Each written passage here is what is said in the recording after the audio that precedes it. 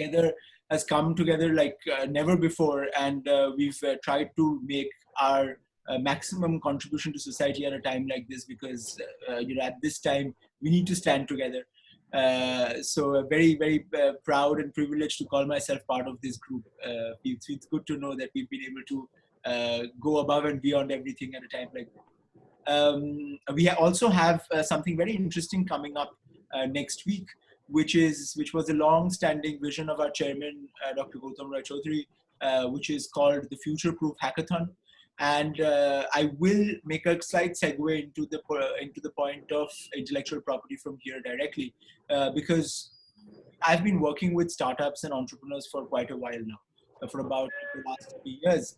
And one of the things that we've noticed is very different from the way that startups work internationally, as opposed to how startups work in the state of West Bengal, especially in Kolkata, is very different.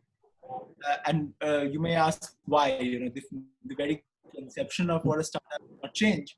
But what happens is in Bengal and in Kolkata, we care as parents, I think we care a lot more about the stability of jobs than about the entrepreneurial vision. Now, there's nothing wrong with that. It's just a mindset difference. But what happens is it ends up becoming a strong barrier to growth of entrepreneurship in this country. So what we figured at Techno India is that if we have to promote entrepreneurship in its truest ability, we need to be able to provide the students with their entrepreneurial vision and the students' parents with some amount of stability, so that they don't get afraid of helping promote entrepreneurship for their young kids. Which is when chairman had this genius idea that why don't we create a lab, a specific lab, wherein people who are coming from what we are doing next week, this hackathon, for which, by the way, great job to TMSL as well for getting so many students involved. Last I saw yesterday on the total count, I think we've already crossed 500 team registrations, and it feels good to see the entire group coming together. What I love is the internal I think the internal competition, very healthy competition we have between all our institutions. I see Dunga is fighting with Chaivasa College to get more number of people. TIU is fighting with TMSL to get more people. Every institution is having a very healthy competition amongst each other to promote more people to come and join this kind of a venture. And what's very interesting that will happen out of it is the best of the best minds that we get out of this particular hackathon, they will be part of this new age venture called Future Proof Labs, and they will get a stipend, so nobody does this. Nobody pays you a stipend to be an entrepreneur. Here, we're looking at paying a stipend, like a full-fledged job, while you continue working on your idea. 2, you can actually get a PhD degree while working on your idea as well. It will be something that has only been attempted by IIT Delhi, and we are only the second institution in the country, first group of institutions who are going to be attempting that on a group level.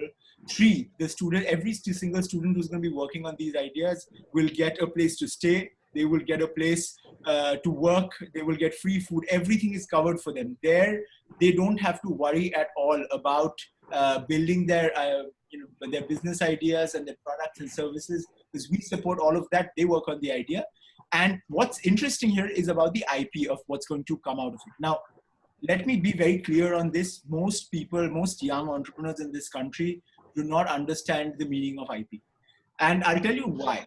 So every time there's a business plan competition and we go on to this competition and somebody's going to say, give an idea, 95% of the cases, I think, somebody comes up on stage and says, oh, this has never been attempted before. And we're like, okay, please show us your competitive analysis. We don't have any competition. This is, let me be very blunt on this, is one of the dumbest things to say, especially because it's so easy to find out if somebody has an IP on something or not. You just need to Google it. If somebody says that, okay, you know what, I have this super unique idea, first thing that you as mentors, as professors, as whoever is part of the institution, you get to hear about this. The first thing you should do is cross-verify. Take out your phone, just Google it. It's the simplest thing. If it's not on page 1 or page 2 or page 3 of Google, only then does it mean that, okay, this idea does not exist. Imagine this, ladies and gentlemen. We have 7 billion people in this world. Do you really think nobody else has ever thought about this? no matter what anybody says, unless you are a super genius, the idea that it has never been done before almost does not exist. It's almost impossible that nobody's thought about this before. Now, then why do we have IP lawyers? Then why do we have patent lawyers? Why do we need trademarks? Why do we need copyrights? The reason is very simple. Because not every single patent, trademark, copyright takes into account everything around a particular idea. That's where it becomes more and more complicated. Also, geographical boundaries play a very big role. When you're talking about creating an idea and then implementing it as a startup in Nigeria, it's probably not the same as creating an American IP and globalizing it for the whole world. It's very different, because then you are either choosing to run in a particular geographical location, or you're doing it globally somewhere. Or either you're running it somewhere in Zimbabwe, you're running it in New Zealand, you're running it in Australia, you're building an idea out of it, or you're doing it globally. There's a huge difference between the two. To get a global patent, I think it takes about 2 years to even get yourselves registered onto the platform, because the committee needs to go through a massive amount of research to find out that that's exactly the kind of idea that exists right now. I've seen some very, very big companies run with ideas, then pivot and figure out small changes, very, very small changes in terms of their patents, to find a different path in order to make their ideas work. On this, I'd like to talk about a couple of examples. One of my favorite examples of people very slightly skirting IP litigation, and in a very positive way, because I think at the end of the day, we need to keep engaging ourselves on reinventing ourselves. That's very important. Now, there is a company called Rocket Internet, which was founded by a bunch of ex BCG and McKinsey guys, all ex consulting guys. And what they do is they take a look at business models which have taken place in a particular country in the world. Let's say somebody is doing a great project on home delivery of, I don't know, blood by using drones in Zimbabwe. Let's say that is the idea. Very, very random, but let's say that is the idea. Now, that's happening only in Zimbabwe. And the entrepreneurs in Zimbabwe have filed patents for it, and they are currently using it to generate business. That does not mean that the exact same thing is happening in Bangladesh. In most cases, it does not mean that. So, what does Rocket Internet do? Rocket Internet and these smart of extremely high-powered IP lawyers filled with their consultants and their startup lawyers, they come together. They take that business model from Zimbabwe and they take it to Bangladesh, file local IP for that particular product or service, and they make it into a viable business plan for Bangladesh itself. They don't go into the effort of creating global patents for it, because first, it takes too much time. Second, if you're looking to become an entrepreneur, you need to find what we call process innovation. Even if the last patent that was filed had 90% of the things common to what you're talking about, if you can find 10% things that are completely different, and you can have different use cases for it, then you can file a patent, as well as you can do it in a different country. Rocket Internet currently stands to be one of the most successful startup studios in the world, because of the way that they have been able to very slightly skirt IP rights in different countries. Now, does that mean what they're doing is correct? I don't know. Most things in the world, I don't think we are anybody to judge if it's right or wrong, because the line between what's right and wrong is very thin. If lawyers can't find issues with it, then who am I or you to say that there are issues? But it's important to note that at the end of the day, even for a company, right now, we have seen in the COVID crisis that the organization that has helped us all scale all our operations, be it for meetings, be it for classes, everything at all, is Zoom, right? And we're doing this webinar directly on Zoom right now. Do you think Zoom is a very innovative company? I don't think so. I don't think Zoom has done anything out of the box. I mean, there was this little country in Eastern Europe which built Skype, Estonia built Skype about almost 20, 25 years ago. And in those 25 years, so many other companies have created video conferencing software. Then you might argue that Zoom did not have anything particularly innovative to do here.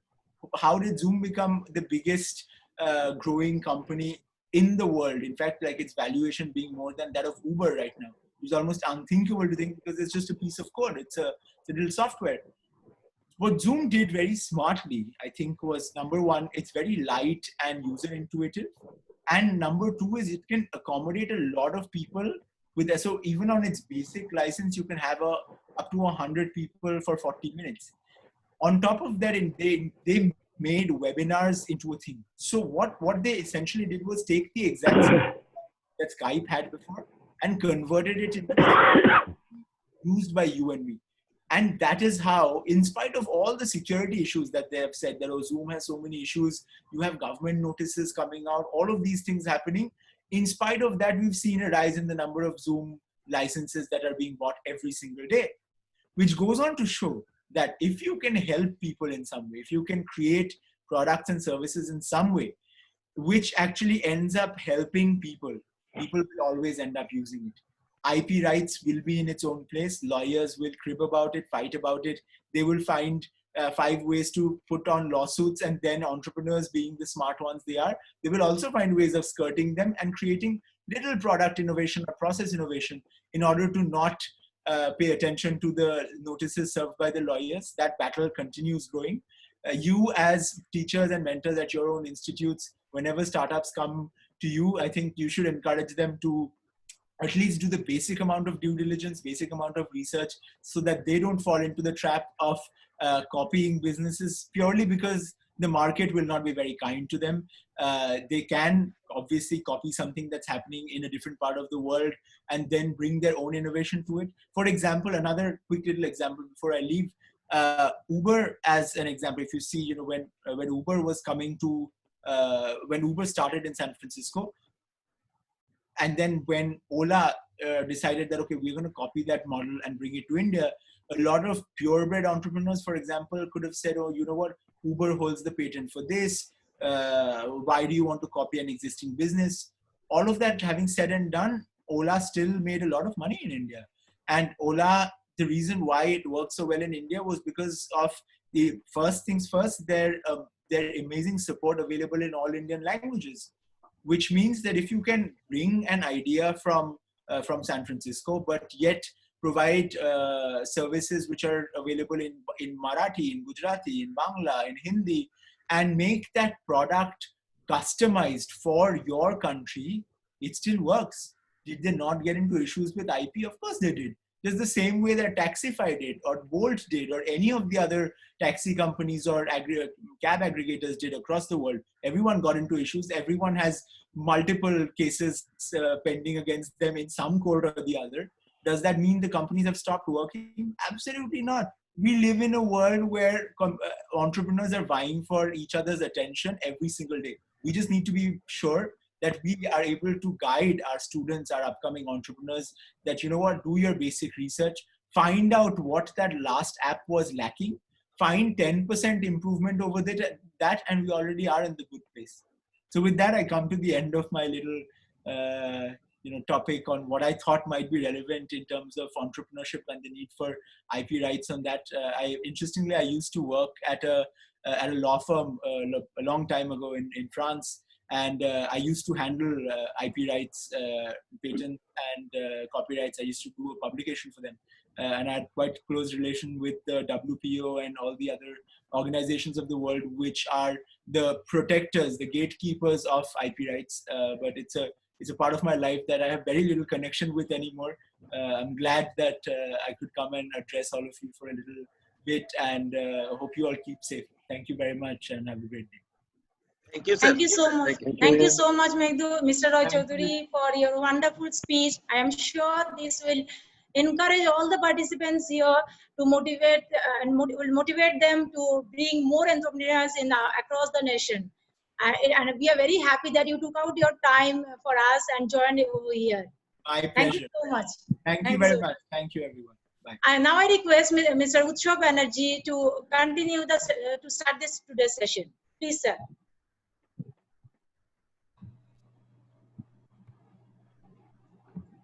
Yeah, am I audible now? Yes, sir. Yes. Okay, sure. Okay, great. Okay. Mr. Roy Chaudhary had, has shared a wonderful thought and his experiences with us, and actually he has set the tone for today's session, and provided the platform over which I can start developing my castle. All of you, the young people or the senior people out there would be watching a lot of TV series these days. Just to just to replicate that. So today we are on season 1, episode 2. So yesterday we had season 1, episode 1 on the IP management patents. Today we would be talking in much detail about patents, specifically covering topics like the anatomy of a patent, how does a patent document look, what are the major fields in a patent document. Then we will be talking about a bit about how money is made out of patents, and really share some success stories with all of you to understand the importance of patents. So this is how the first page of a patent, a US patent looks like. Okay. So, there would be a number of fields over here. So it starts with the name of the country. Then there is a title for the patent. The title should not be more than 500 words. The invention, the name of the inventors would be mentioned one by one. And please take a note that the order of the name of the inventors does not matter. So if 5 of you are inventing, and in any order, if the name is written, the invention equally has been invented by all of them. So unlike many publications wherein there is first author, second author, third author, that concept does not exist in patent world. Then, of course, if you are the inventors, you might be the owner of the patent, or someone else might be the owner. So if you are working for any multinational company or organization, so they would basically own the patent. So for this case, Cognizant is the owner of the patent. So I'm discussing a Cognizant patent to all of you. Then very important, the date of the filing, which is a priority date, would be mentioned. So all of your patent rights starts from this priority date. And as I told you yesterday, it's a 20 years time. So the clock starts ticking from this priority date, or the date when you first file the patent in the patent office. So your date starts, or I would say your clock starts ticking from that particular date. This is a very important, 20 years period is very, very important. Why? So I will tell you a very short story or very short example. So there's a company called Pfizer. So all of you would be knowing it's one of the largest pharmaceutical companies in the world. So they had a drug called Lipitor. So Lipitor is a blood cholesterol drug. It's one of the most successful drugs in the history of the world. And after you file a patent and you bring it to the market, it takes some time before you can bring it to the market, and the patent is valid for 20 years. So Lipitor, when it was selling in the market, they were generating $20 billion a year just from one single drug. $20 billion. Just believe Cognizant has 300,000 employees working throughout a year, and we generate $20 billion. Where in Pfizer, by selling just one drug, Lipitor was making $20 billion a year.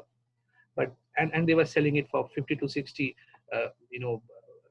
dollars per bottle. So it was a costly drug over there in US and across the world. And then the day this 20 years was over, the patent lapsed, or the patent ceased to exist. Generic players started to come in, the generic drug manufacturers. And suddenly that 60 or whatever the dollar amount was, suddenly it was slashed drastically, and that same bottle of drug was selling at $1.25. So just understand the importance of the patent. The patent in its validity gave $20 billion for each year for Pfizer. So it's $400 billion they have earned over a period of 20 years. Not 20 years, maybe 12 to 14 years, they have probably sold the drug. So that is the importance of patent. And that is the importance of the priority date, because from there, the duration starts ticking. Then you would get a patent number. The patent number basically is a very unique number assigned to each and every patent. And whenever you mention about your patent, you have to mention the patent number. Unless it is granted, it would be an application number. Once it is granted, it would be the patent number. Then the next field would be the abstract of the patent, which basically, would be a summary of the patent or the technical disclosure of your invention. So it has to be written in a very crisp format in one or two paragraphs. The abstract, there are word limitations for it in many territories, so it has to be very short. So the next part, probably not all of this is visible to you properly because I had to fit everything into one page, but I would tell about the major headings. So after the abstract, there would be the drawings. So each and every patent that you file, it's advisable to have drawings accompanying them. So drawings can be the system that you have designed, a pictorial description of it. If it is a mechanical invention, a detailed, I would say CAD design of your machine. If it is a software, then you can have your system diagrams, you can have your flow charts, you can have your data flow diagrams and other things. In other manufacturing processes, you can show the manufacturing setup or the steps involved in the process, all of this. So drawings are very important part of the patent. After the drawing comes the background of the invention. So now you would start feeling that writing a patent or the patent flow of a patent basically is very similar to that of a research paper or a journal publication. So in the background, basically you write the need, why that invention was made. So what has been done by others, what is the gap in them, and what is the problem that you are trying to solve. So background comes, or you describe all of that in the background. Similarly, just like for any scientific publications, you do a brief analysis of previous publications and similar arts that is available, and you describe them and bring out the gaps in them and try to solve it through your paper. Same thing as that of patent. After that, we would be having the section of summary. Summary basically would have a much more detailed, not, I would say, again, there are word limitations for summary also across various jurisdictions.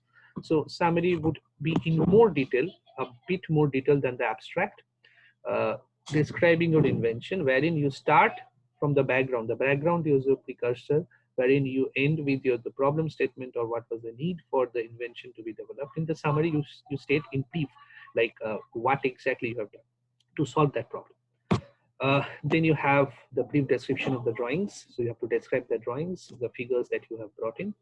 And then one of the most important sections, that is the detailed description. So in the detailed description, you keep on describing the drawings and your inventions, so that it should be in such detail so that a person having ordinary skill in the art can replicate your invention. That is very important. So detailed description has to be very detailed. As much detailed as possible. Otherwise, you may get an office action, you may get a rejection from the patent office stating description requirement is not met. So these are the fields till now. And then the patents end with the most important part of the patent, which is the claims. So claims are basically, the boundary of your invention. It defines your invention in a techno-legal statement. Okay, so they basically define the scope of your invention. The claims basically are the statements on which the government gives you the rights. It's basically, you can think like if you have a land, the boundaries of the land define your rights. Similarly, the boundaries of the patent are defined by the claims. So the claims define your patent. So this is a techno-legal document. So, patent attorneys usually draft this, I would say, claim structure. There will be dependent, independent, and dependent claims. So I'm not going too much details into that. So once you start inventing and, you start filing patents, you'd get to know more about it. And maybe later we can have more sessions on how to interpret a claim and the claim structure. Because as an inventor, it's very important for you to understand that your invention is properly replicated indicated in the claims. If not, then you do not get the rights for it. So I would give you an example. So suppose your invention has got 4 components A, B, C, D. You write about all A, B, C, D in the detailed descriptions, in the abstract, in the summary, in the drawings, everything. But in the claims, you write only A and B. You do not write about C and D. So you do not get any on the C and D. You cannot claim a patent on the C and D. So you basically voluntarily give it away to the public. So whatever is in the claims basically is protected. Just keep this in mind. So, I would, in a brief summary, I would talk about few claim structures so that it becomes very easy for you to understand. So the first claim, it says a computer implemented method of ordering. Okay, so what is the ordering doing? It's comprising, it's inputting a order information into a computer, which is basically the order code, storing said order information in said computer, transmitting said order data containing said order code to a central management computer unit for processing. So this is a sample claim. Though this might not be patentable because this might be, rejected under, pure algorithm or maybe, mathematical model or, a process, pure, I would say, mental step or something like that. So I'm not going into patentability of this, but this is how usually claim structures looks. So you can, refer to this claim to understand like what are the major parts of the claim and how a claim is written. So I'm not going too much detail into the anatomy of a claim because that itself is a very detailed, subject. So another example, so it talks about a computer implemented method of controlling payment and delivery of a content within a computer, the terminals, and how to access the database. And so this is basically an example of a patent that would have got granted. You can just glance through it to understand how exactly claims are written. Okay. So let us some more of such, I would say, examples over here listed. So you can read through this after the session is over. So that would be, and you can also always come back to us for understanding how to understand a claim and what should you do to understand, your invention is properly captured in it. Okay, so now anatomy of patent is over. So you can jot down your questions that you have so far. We would take up those questions after the session is over, and I would keep a lot of time for that question answer session. And of course, you can also ask questions on previous sessions on patent 1 and intellectual property. Any doubt you have, you can ask during the session. So now we have understood that, patents, it's intellectual property, creation of human brain, it's an asset, but how do you monetize out of it? Okay. So one of the ways of monetizing your patent is, by suing people for patent infringement. So patent basically gives you the right to do this selling, manufacturing, offering for sale, importing. So apart from you, if anyone does all of these things, that person is infringing on your patent. And that basically entitles you to sue that person to get damages. So you would be seeing cases between Apple and Samsung. In India, it has been Bajaj versus TVS. So in number of such cases you would keep on hearing. Facebook has faced a number of litigations. Microsoft has faced so many litigations. So all of those things happen on the premises of patents. So let us understand, what is infringement and what is non-infringement of a patent. So first is, if there's a third-party patent. So always keep this in mind: a patent is always infringed by a product or a service. So if you offer a service or if you develop a process around a patentable or a third-party patent, only then you can infringe. If I file one patent which is similar to a pre-existing patent, filing a patent does not mean that I am infringing on the other patent. Only if I practice it, that is, I develop a product out of it and sell it in the market, or I develop a service around it, I develop a process around it, manufacturing process, only then I basically infringe on the patent. So so third party patent has got 4 components. Suppose I'm talking about a third party patent owned by some other company, and it has got 4 components, 1, 2, 3, 4, and I launch a product in the market which has got all of these 4 components, 1, 2, 3, 4. Then actually my product map 1:1 with this third party patent, and I infringe on this patent. It does not mean that if I add 4 or 5 more components, I am not infringing. I would be still infringing as long as I have my product has all the 4 components, 1, 2, 3, 4 mentioned in the patent. I am infringing on this patent.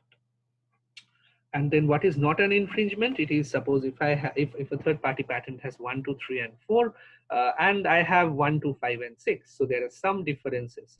Unless I am doing verbatim what has been mentioned in that particular patent or independent claims of that patent, I'm not infringing that patent. So if I omit a couple of steps or one step of that or one component of that, I am safe. So that is no infringement. Okay. So now we have understood what is infringement of a patent. The anatomy of a patent is almost clear now. Now I would, because I hail or I belong to the software industry as such, so I would just give you a glance about how the software industry operates, specifically for product development, and what are the IP practices that we do for each step of it. So you can basically replicate this for other industries like pharmaceuticals or like chemicals or mechanical mechanics and similar industry. The basic crux of the idea remains same. The basic idea behind running an IP service within a software or any other industry is to ensure that we protect the IP of the organization, we ensure or we generate money out of that IP that we create, we ensure that we do not infringe on any third party IP.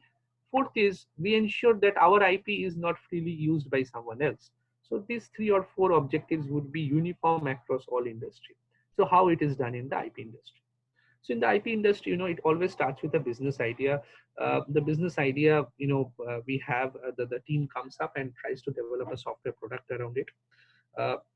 Then the IP review committee, we have an internal IP review committee. They basically review it to see whether that can be transferred or can be protected by a patent. If the idea is rejected, then company is not interested in that or developing the product. If the idea is accepted, then that business idea basically goes into the design and development phase, wherein the product is finally developed and the product is finally tested, and there are n number of testings that happens. Then we do pilots, we do POCs with clients, and then finally we roll it out. And then we keep on releasing new versions of it with new features, and almost all of those products have a future roadmap until the product dies, or we understand that there is no more business to be done out of it and we decide to close that product. So what are the IP activities that we do for each stage? So when a person who is ideating or a business team who is ideating comes up with a business idea and say that, see, this is a problem industry have, and it's a good way wherein we can solve that problem and develop a product. So what we do, we immediately do a patent landscape analysis. So this is just what Mr. Roy Choudhury was saying. It's like something wherein you feel that what I have done is extremely new, extremely novel. No one in the world has done it, but it's, if you feel so, you are living in a fool's paradise, because 7 billion people, someone might have thought about it.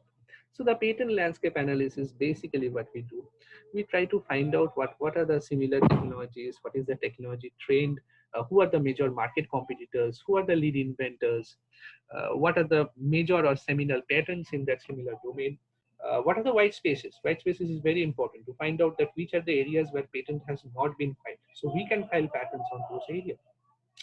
And based on this, patent landscape study, the features of the product can be changed. So suppose I am trying to develop a vaccine for COVID. I decide that one of the ways is to destroy the protein link through which it attaches to the cells. So that is one way to develop a vaccine.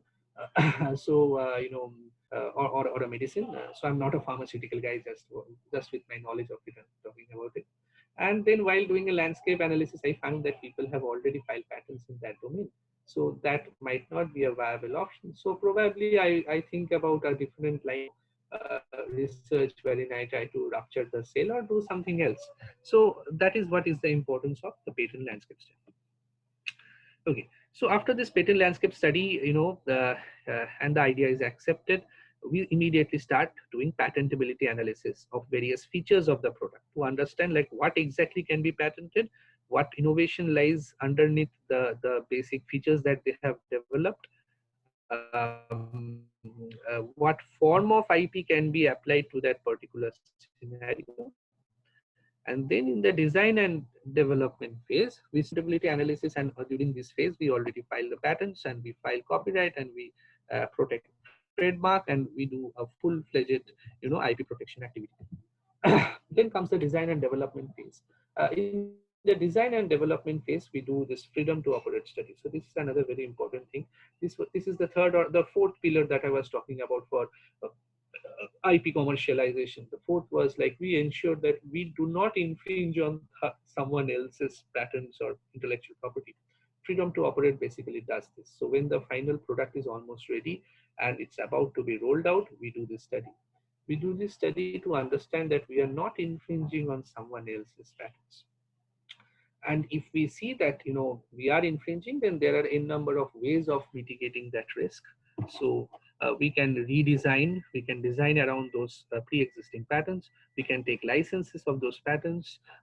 We can try to invalidate those patents. So there are a number of ways of dealing such scenario. But freedom to operate analysis is must for any product launch across any industry. So it's pharmaceuticals, it's software, anywhere you talk about, people would do freedom to operate analysis. And then when the product is in the market, and each and every rollout is planned or each and every version is planned, all of these activities keep on repeated. So we keep on repeating all of these activities one by one in an iterative process. We do IP mining, we do FT analysis, we do future landscapes, we do other forms of IP protection at each step of this product lifecycle. So this is what a product lifecycle or IP processes in a product's lifecycle looks like. Okay, so now this is another very important part. Like now I'm slowly and steadily developing on the story. So we understood patents, we understood how the patent document looks like, we understood what is infringement of patent, we understood what are the processes in a patent or the patent processes in a life cycle, product life cycle. Now the question may come to you: why should at all I file patents? Or if a company is trying to develop a patent portfolio having hundreds or thousands of patents, why should they do it? What are the benefits of filing patents? So let us understand it one by one. And each one of this has got real life stories behind it. So this is very interesting. So stay with me. So first is defensive counterclaim in case of patent infringement litigation by third parties. So you come and sue me for patent infringement. You are a product company, I am a product company.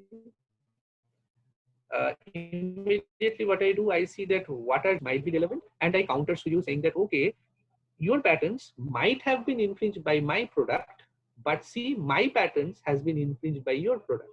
The moment I can establish that, and I have a good amount of patents and patent portfolio to counter sue people, then immediately that person comes to the discussion table, and finally we end up paying nothing, or maybe sometimes we can extract money from the other guy. So that basically helps me in protection. So same case, Apple and Samsung, you have seen that they have sued each other in various territories across the world, in Korea, in Japan, in US, in Europe, for patent infringement and counter-suit for patent infringement. And finally, they have reached an amicable settlement wherein we do not know what amount which party paid to the other. But what we see today is Samsung is the largest supplier of LED panels for Apple phones and Apple devices. So now they are collaborating, and both the companies are doing absolutely fine. Now think of a scenario if we do not have any patent, and Apple, so tomorrow you start manufacturing cell phones in India. Apple comes and sues you. Your business would be shut, because if you are making $100 million, and the patent litigation is $200 million, you are bankrupt. You cannot, afford to do that. And in the US, patent litigations are very, very, very costly. So it's at least $1 million you have to spend on patent litigation. At least I'm talking. So it's a costly game. So patent portfolio helps you in, creating a shield around your product and service. Okay. Next is creating entry barriers for competitors in same technology domain, resulting in market dominance. So very important, like IBM, Samsung, Qualcomm, Apple, all of you would be seeing that they create entry barriers. Like if you see today mobile phone, the SoCs, the chips that are inside the mobile phone, the processing chips that are inside. More than 70-80% of the market is owned by Qualcomm. You would be hearing Qualcomm's the Snapdragon 650, 665, 700, 800, 865. Now it's 865, which is the latest one. And they have 80% of the market share because they keep on filing patents around it. And each and every technology that keeps on evolving, they are the first person to develop it and patent it. And when that becomes very good, they do not allow the others to enter into it. So previously it was a 12 nanometer architecture, then it became 10, 11, 9, 7. So I don't know, it's 7 nanometer architecture right now. And Qualcomm has got hundreds of patents around it. So they basically prevent others from entering the domain. Okay. So next is you can participate and contribute in standard bodies, so that can result in brand development and non-linear license review. So some of the good examples are Nokia and Ericsson. So Nokia right now does not exist in the market. So the mobile phone that you see Nokia branded is owned by a different company called HMD. And the original Nokia, they are still making billions of dollars. How? Because they had filed patents, and they are still filing patents, which are necessary for implementation of 3G, 4G, 5G, and similar technology domain. And if you have to manufacture a handset and sell it in the market, which basically is using 3G or 4G connectivity, you have to pay some amount of money to Nokia.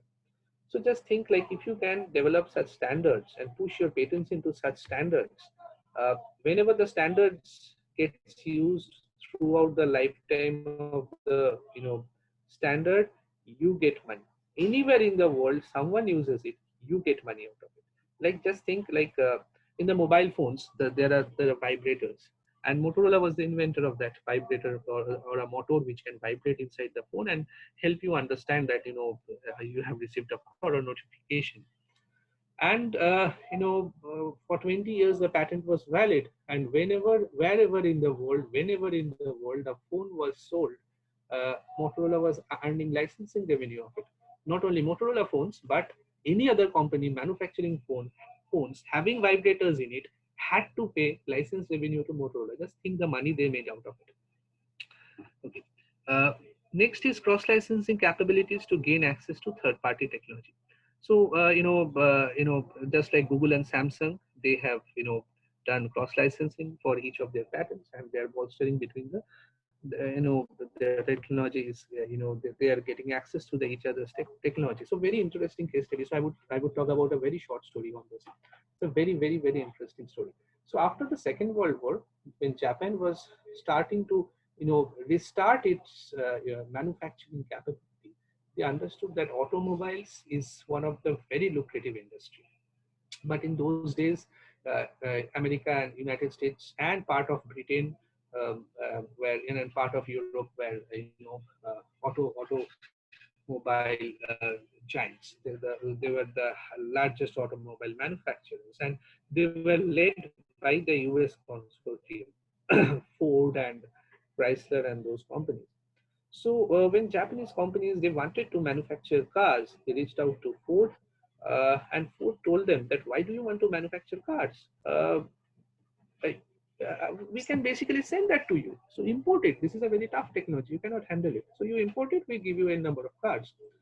But Japanese cannot, Japanese companies cannot start manufacturing because all the necessary patents for implementation or for developing a car is owned by the US companies, starting from how the clutches operate or how the accelerator operate, steering wheel operations, everything, all basic functionalities, internal combustion engines, the basic features of it, all of it is patented by the US.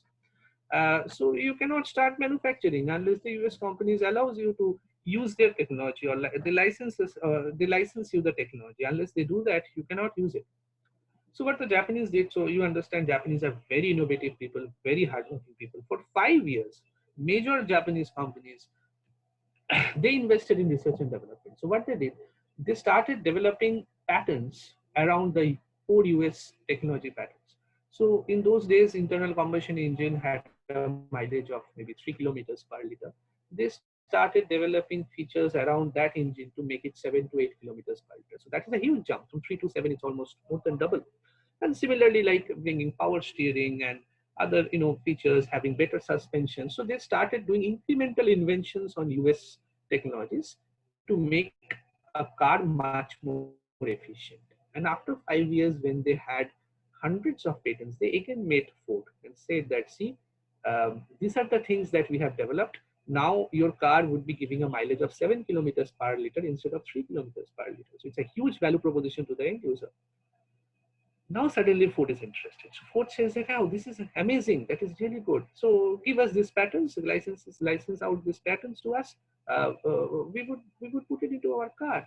So then the Japanese said that, yeah, but nothing is free. So give us license to your core patents, then we can cross-license this incremental technologies to you. And then all the technologies, all the platforms were cross-licensed, and now everyone has got everything or every technology regarding the automobile. And then the Japanese companies, Nissan, Toyota, Honda, they started manufacturing Suzuki.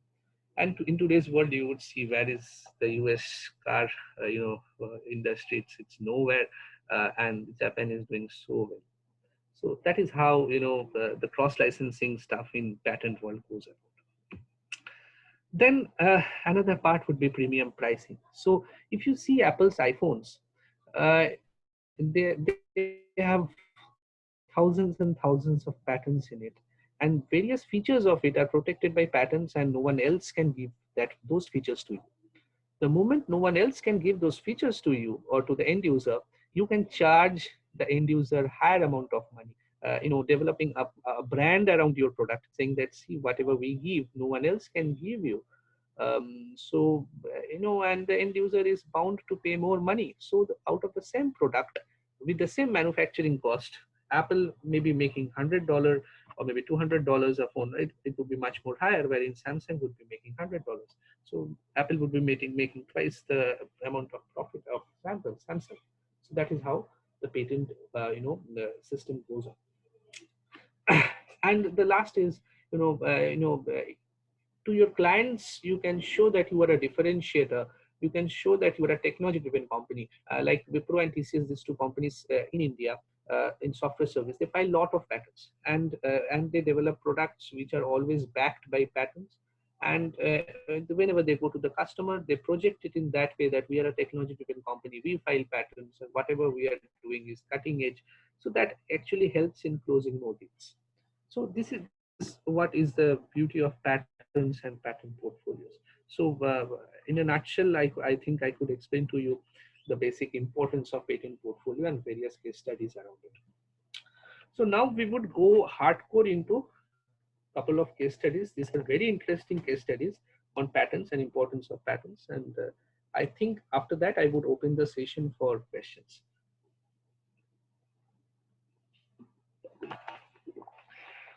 Yeah, excuse me. So the first case study is regarding AOL. So AOL, all of you would be knowing, they were one of the largest companies operating in the internet domain or the internet space. But slowly and steadily, they were losing the market. They were losing the market to newer companies like Yahoo and Google. And they understood that they're not going to able to survive this onslaught. So what they did, they invested 3 or 4 years in developing patents. So they had 447 patents. They increased it to 835 patents within 4 years. And then suddenly there is a news that AOL has sold the total portfolio of 835 patents for $1.1 billion to Microsoft. So that's a huge news. AOL is happy, their shareholders are happy, their board is happy, their employees are happy, everyone is happy. But Microsoft has spent $1.1 billion. Now let us see what happens. This is the second part of the study, very, very interesting. So Microsoft, in total, they bought 925 patents from AOL, and they spent $1.1 billion for it. So I'm over here. So and the cost was $1.3 million each for the patent. So $1.3 million for each patent is a very huge price. And the investors and shareholders heavily criticized Microsoft, saying that why are you paying so much amount of money? Similarly, on the other side of the bay, somewhere in San Francisco, there was something else going on. So Yahoo had sued Facebook. Facebook was a very new company, and Yahoo sued them for infringement of 10 patents. At that point of time, Yahoo had 1,000 patents, and Facebook had only 15 patents. And so it was David versus Goliath. So there was no chance, like, they can fight, Facebook and Yahoo. But, in David versus Goliath, David had won it. So let us see how Facebook wins it. And it was an existential question for Facebook. Like, if they were sued and in those 10 patent infringements were established, their working capital would be gone, the company would be wound up. So we would have no Facebook now if Facebook had lost that case. What happens suddenly? Microsoft sells 650 of the non-core patents. So there are certain patents within those 925 AOL patents which are core to Microsoft business, and 650 of the non-core patents, they sold it to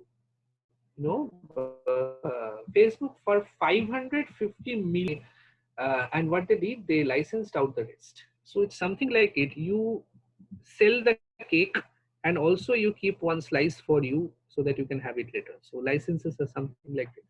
So core patents still stay with Microsoft and still they earn license revenue from it. Thus they recover the cost of the acquisition and also manage to keep ownership of the core patents. Now let us understand the Facebook story. So Facebook had to pay something around $1 billion to Yahoo for settling that IP litigation. So one option was pay $1 billion to Yahoo, and then tomorrow some other company would sue, and then some other company, and then they would be absolutely out of business. Instead, what Mark Zuckerberg did, so he bought this, spent $500 million to buy these patents, and on the other side, they bought 750 more patents from IBM, spending another $100 or $200 million. Suddenly now Facebook has bought 1,400 patents in total. So now they have 1,400 patents and Yahoo has 1,000 patents. Instead of paying that $1 billion to Yahoo, Mark Zuckerberg spent something around $650 million and developed this strong 1,400 patent portfolio. The moment they did this, they countersued Yahoo, saying that, see, you have 1,000 patents, I have 1,400 patents, and you must be infringing some of them. Now, Yahoo had to come down and sit in the table to negotiate, and there was amicable settlement. Instead of paying millions of dollars in damages, as Facebook spent the same amount of money, they went into a worldwide partnership, Facebook and Yahoo, and cross-licensed their technology. And today you see, where is Facebook and where is Yahoo? Yahoo is nowhere. And Facebook is dominating the social media space. So that is what is the importance of patents. So it's a very important, very costly game. But if you do not play it well, you are going to become extinct. if you are going to play it well, you can become the next Facebook or Apple of the world.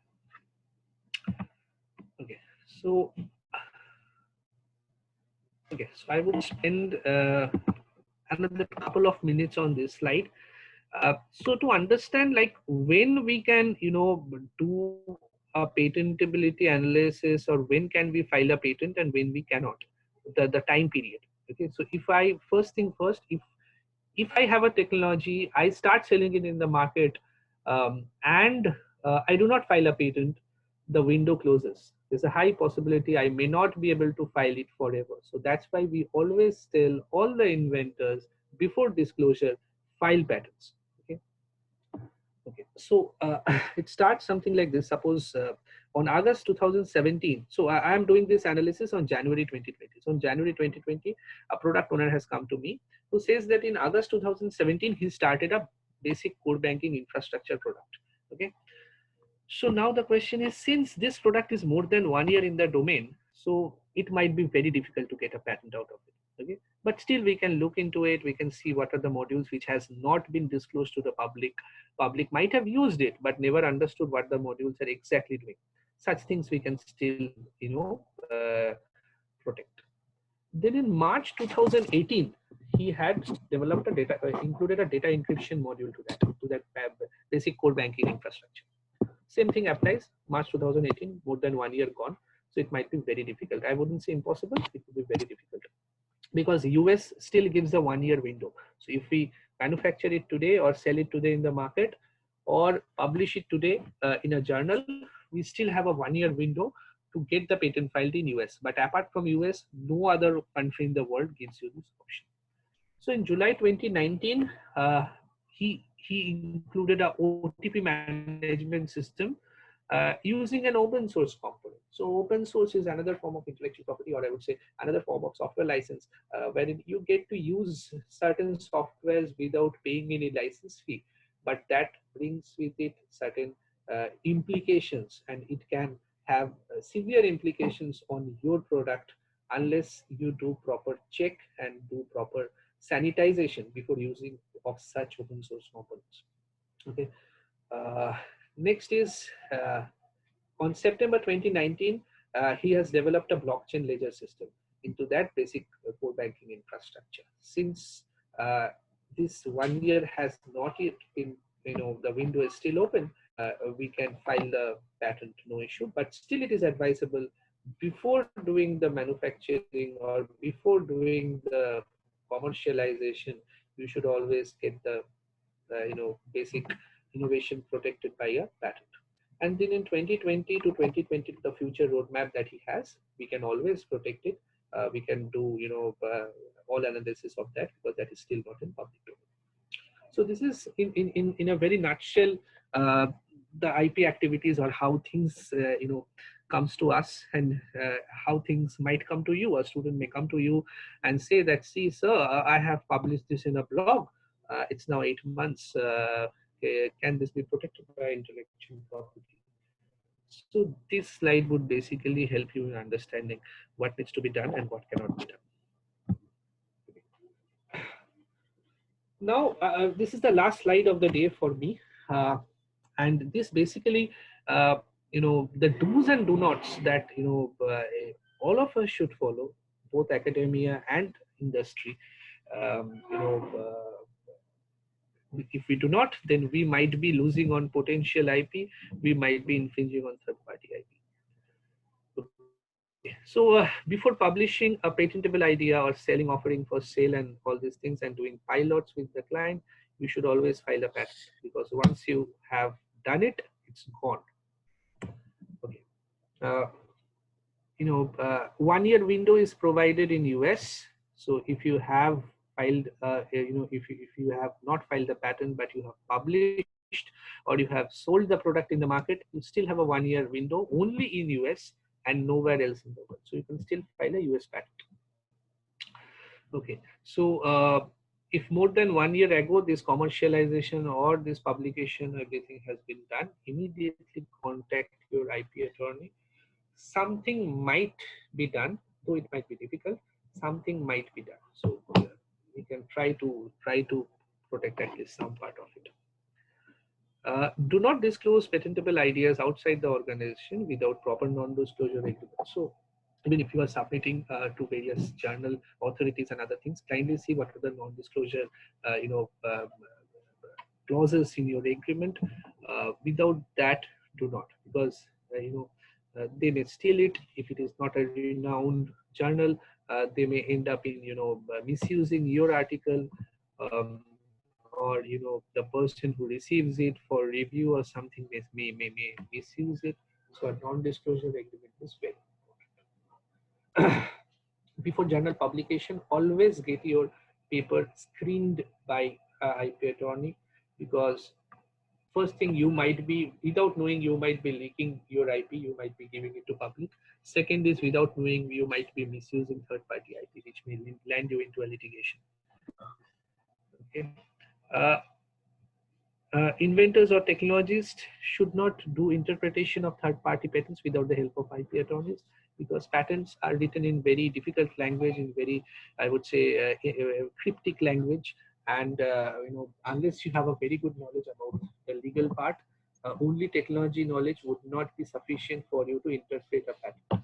So you might think that I am doing it something different from the patent, but it may happen the language is such which misleads you and you are caught in the trap. Okay. Okay. So contact IP attorneys for any kinds of IP related analytics and other things. For academia, this is equally important, and for startups and other organizations, it's very, very, very important. So that's it. I would end over here. So hope I was able to, I hope that I was able to, give you a fair bit idea about, how patents see and look and feel, and what are the benefits, what are the dangers, what to do, what not to do, some interesting case studies, and that's it for now. So now I would open the house for questions. We can start. Yeah. Okay, thank you, Usha, for good presentation. I am Pinaki Ghosh here. I'm just trying to add a few things. I have got a couple of questions yesterday. The questions in a nutshell, that one of the questions was that people are, many of you are confused in one part about the 3K and 3D and etc. And you are doubtful about the software patents, whether you can find the software patents or not on this patents. So in a nutshell, what I'm trying to say here, that there is something called the Infringement disclosure form, and I hope that after this call, Techno India will start an IPMSL where you can get the Infringement disclosure form. As an inventor, you need to submit the invention disclosure form and let the patent attorney or the patent agents who are trained in the patent domain, let them be charge that one whether it is patentable or not. Don't keep your own idea. This is the where that Indians, as Indians, we are not filing too much patents. Second, another thing is very important, that patent is a costly affair. Obviously, it is a costly affair, but there is a lot of grants from the government nowadays, and hopefully that will cover in this in coming days. So we'll clarify all these things. What are the grants are available from the government? What are the grants are available from the source? Because it is a little bit costly affair, and as you are good or you are mastered in your own subjects, like that the patent attorneys and patent agents are also masters in their own subjects. Let them handle these kind of things. Don't venture out for writing down the patents. Writing a patents and writing a publications is a completely different thing. It's a techno-legal document. So you can obviously write a patent document, but that cannot be enforceable without understanding the patent. So that's all from my side. Now please raise your hand one by one so that it's sort of. So first, I am seeing the hand of Mr. Mr. Swarup Das. Yeah, Swarup, you can go ahead and ask your question. Sir, good morning, sir. Good morning, everybody. My questions are about the patent infringement. What you told, sir, the duration of a patent is from the date of filing, it is actually 20 years. Okay, sir. Correct. And after 20 years, suppose time has passed and it is 20 years already passed. So after 20 years, suppose somebody is taking the idea or patent of the existing patent, and again he is doing something on it, and then can it be considered for infringement?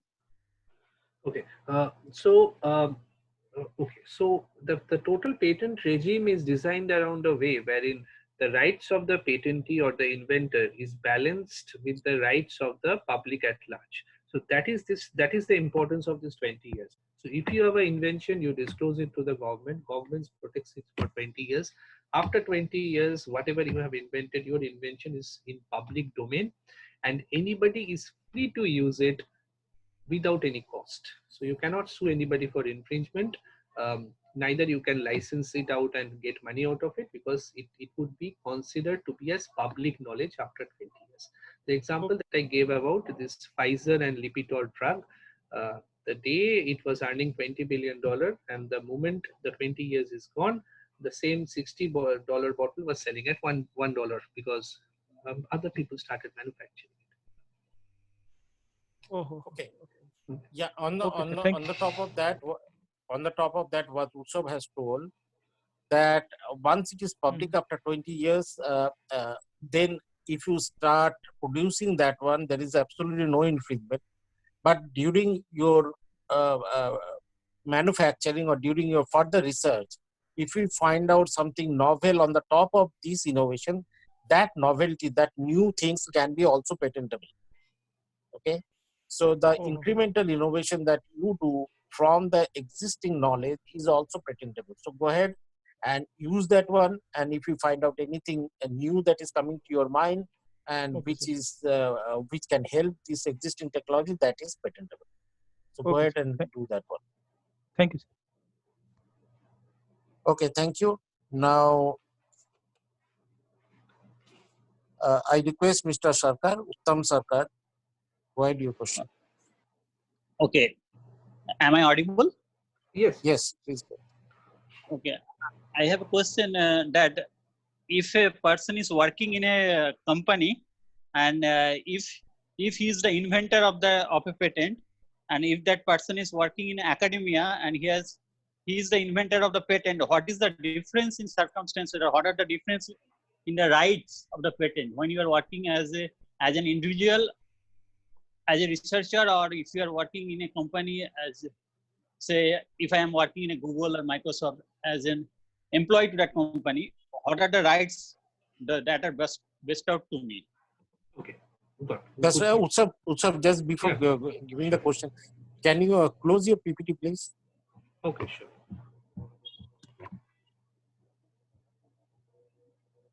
Okay, Utsav, go ahead. 1 second. Let me stop sharing this. Okay. Okay. So this would be basically governed by the agreement that you have with the particular organization where you are working in, or the academia where you are working in. So I would say in most of the cases, organizations where we work have an employment agreement with us. That employment agreement basically governs the IP ownership that is created by me during my course of employment. Suppose I work for Cognizant, I come up with a new invention during the course of my employment. So under the service agreement that I have with Cognizant, all IP that I create is owned by Cognizant.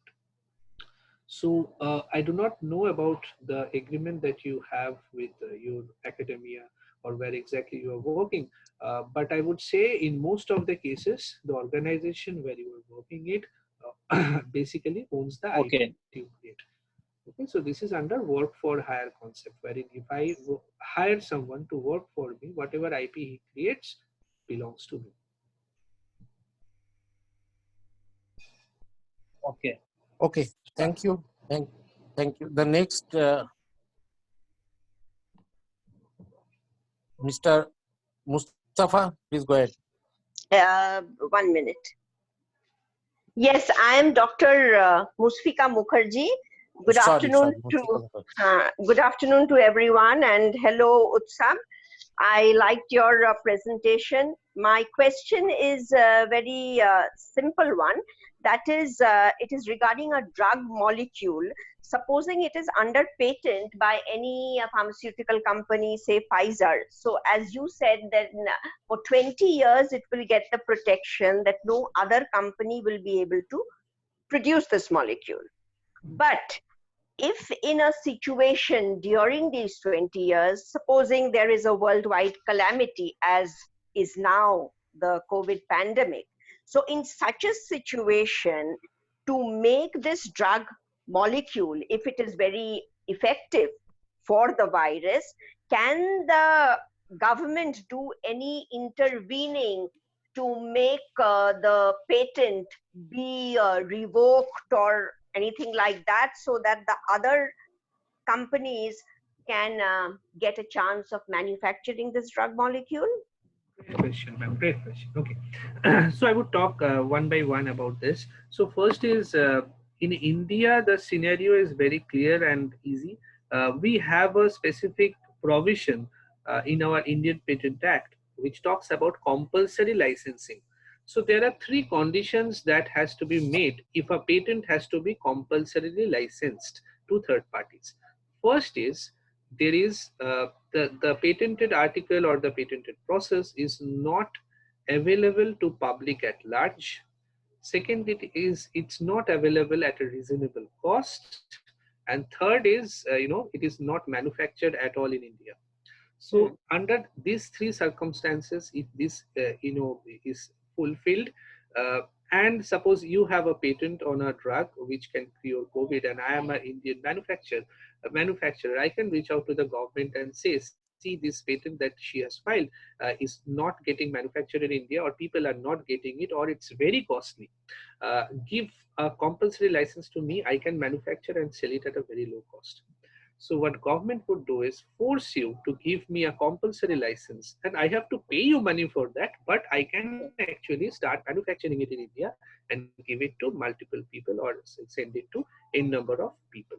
Now think of a scenario like if you start manufacturing and giving it at a very cheap cost to the people, I cannot ask for compulsory license. So just for in scenario like COVID, wherein the drug, if it is very easily available to the public and a company XYZ has a patent and it's manufacturing in India and giving it at very cheap rate to public at large, then compulsory license cannot be applied for that. Apart from India, there are very few other countries which have this provision. US specifically does not have any compulsory licensing provision directly, but what they do, they pass acts, or I would say law, from time to time to ensure or regulate prices of drugs. So during anthrax threat, they passed a specific law through which all anthrax related drugs, the price of it was absolutely regulated, and the patents behind it, the rights to that were also made limited. So that is how US operates. But some of the developing countries, including India, have a beautiful provision of this compulsory licensing. Thank you. Okay, thank you everyone. I think no one is raised hand yet. So we will conclude the session today. Tomorrow again Utsav will continue and on a new topic that is the most modern topic, that is artificial intelligence and IP. So what are the things we need to take care? He will going to talk on tomorrow. So tomorrow at 11 o'clock again we will meet where Mr. Usha Banerjee will going to talk on artificial intelligence and the intellectual property. Over to Thank you Chita. so much, Mr. Banerjee. Thank you so much, Mr. Banerjee, for such a wonderful speech. I'm sure that all the participants here are feeling very much motivated, and once they will come the next day, they will get to know more about patents, which actually we are not aware about. Let's see, and hopefully everyone is enjoying this session. We are getting constant feedbacks from the participants. and they are actually looking for some handouts even, because we need to go for an assessment at the end, and everyone wants to pass in this examination at least. So please, I'm sure we have given request to all the panelists to go provide handouts. I'm sure panelists are going to provide us. And it was very wonderful to hear you for the second time. Thank you so much, sir. And with this, we come to the end of this session. The next day, once again, we will meet at 11 a.m. Thank you so much. Thank you, everyone. Thank you. Thank you, everyone.